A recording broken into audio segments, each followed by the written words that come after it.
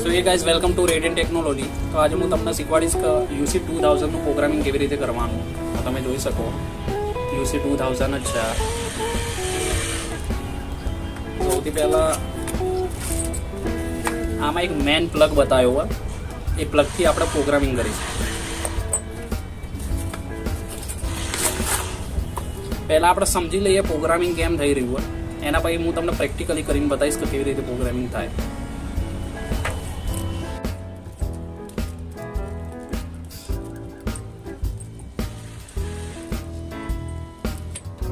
તો હવે આ પ્લગમાં 4 છે ને મોડ આપેલા, A1, A2, E2, E3 અને T.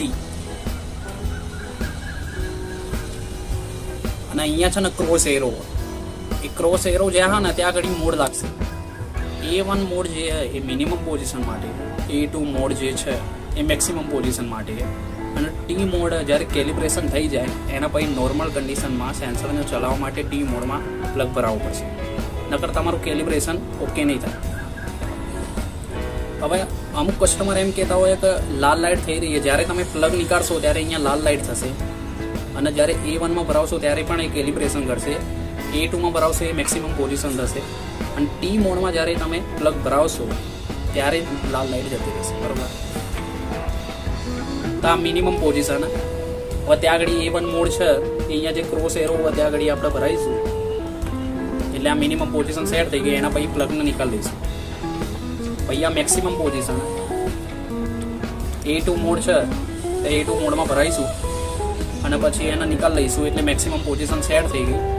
એના પછી તમારે T મોડમાં પ્લગને ભરાઈ દેવાનો, પાવર સપ્લાય ચાલુ જ રહેવો જોઈએ, બંધ ના થવું જોઈએ, એટલે તમારું કેલિબ્રેશન ઓકે થઈ ગયું. હવે E2 અને E3 મોડ છે એ રાઇઝિંગ અને ફોલિંગ મોડ.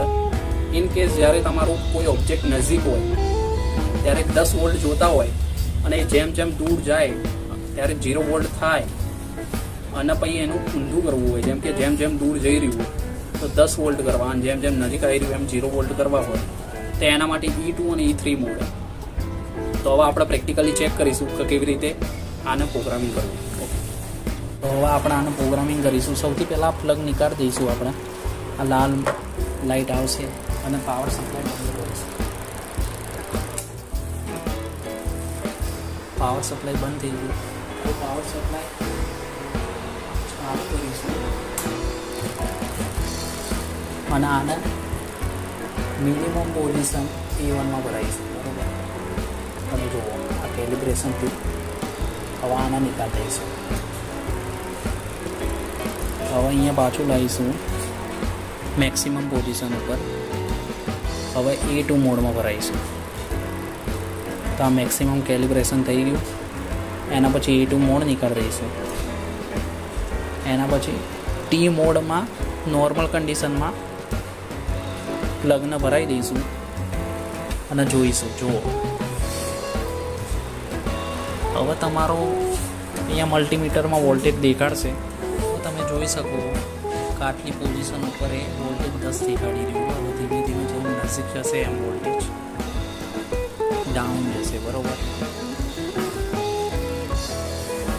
અને જેમ જેમ દૂર આવશે